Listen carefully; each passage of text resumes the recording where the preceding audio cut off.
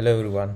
So welcome to Bug Bounty DM. Here we are going to discuss with another video for API automation testing. So basically, whenever a client gives you a Postman collection or or a API list of APIs or Swagger APIs, so you basically import it to the Postman, and you manually perform pen testing on all the endpoints, API endpoints in that particular collection, right? So there are chances you might miss out some of the security test cases, like missing security headers or weak JWT tokens, etc., etc. So instead, you can also use some automated tools like for API pen testing, like Pynt. So this is one of the beautiful tool where it is free, completely free, where you just need to import this particular integrate this particular Pynt tool in your Postman collection and perform scanning. So it will check out for all the OWASP top 10 API top 10 vulnerabilities, and it will also give you a beautiful report. Based on that, you can re-verify the false positives and all. So yeah, let's discuss how we can use this particular tool in our API pen testing. So just navigate to pynt.io. So after navigating to that, so you just need to click on run in Postman for free. So let me log in to my Postman collection Gmail account. Yeah, here it is. So here you need that particular API token of Postman collection. So I've logged into the web-based Postman collection for Postman application of my account. So here I'll be generating a new token. So let's say Pentesting.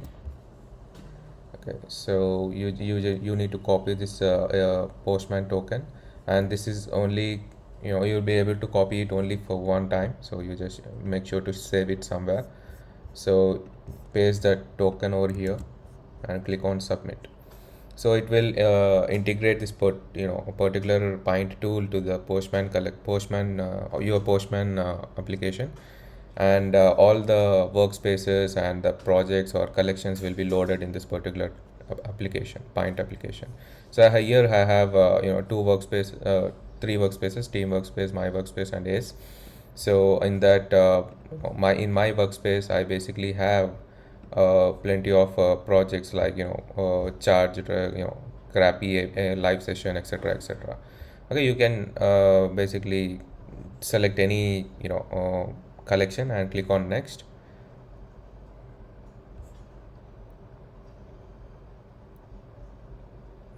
So yeah, so here you need to run this particular command. Before this, I just wanted to discuss one thing. So you need to install this Pynt Docker locally. So you by using this particular command, you will be able to download the Docker file of Pynt, and after that you need to enter the and make sure that that particular container is running successfully. So as you can see over here, this is the Pynt container. So this by default it will take the port number called 5001 port number, and make sure it is running. Okay, so after that you just need to copy this command and run it. Okay. Okay, 1 second. I think it's running already. Yeah. So let's rerun this particular command. Yeah. As you can see, the Docker is currently running. Pynt Docker is currently running. So, and you can see over here in the Docker. As you can see, it is up and running. So you now need to go back to the Postman application, desktop application only. This particular Pynt will only work on desktop application, not on web application, Postman web applications.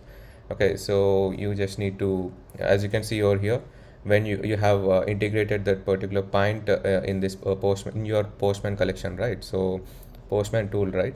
So here you can see the Pynt is now successfully, imported in this particular as one of the collection in this, in this Postman. So you just need to create a fork, I mean, of this particular Pynt. I'm making it as, I have one project called goat. So let's say goat Pynt. Okay, so I will be, showing you what are the API endpoints that exist in this particular Goat API collection. So here I have, there are these are the list of API endpoints that are there in this collection. So here I have, login endpoint, post and get methods, etc., etc. So what I will be doing now here is like, I'll be clicking on this collection and click on this eye icon there and copy this collection ID and go to the, goat Pynt. You have newly forked this particular Pynt, right? So make sure to go there and go to variables and, just replace the collection ID to whatever collection ID which you want it to scan. Okay, so and make sure to click on save, and you just need to make sure, I mean, rest other options leave it as it is, only this your collection ID should be changed. Okay, so now you just need to click on run. So and click on run Pynt.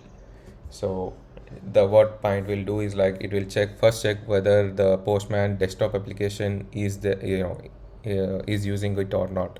The test is passed. Okay, so then it will check whether Docker container is running or not. So the test case is passed, and then it will start performing security automated scans on the given Postman collection. Okay, so as you can see, the progress is clearly visible over here. So it will take ample amount of time based on the amount, list of endpoints you provide to the Pynt. So if it exceeds more than 15 to 20 API endpoints, it might take a little more time to complete the scans and all. So as this particular collection has only 7 API endpoints, and which might take around 2 to 3 minutes to complete the scanning. Yeah, so as you can see, the scanning is completed. In the Postman run results, you can see the list of vulnerabilities that are there in this particular collection. So as we can see, it found that no SQL injection, JWT hashed without secret, no signature in JWT tokens, okay, and some missing security headers, etc., etc.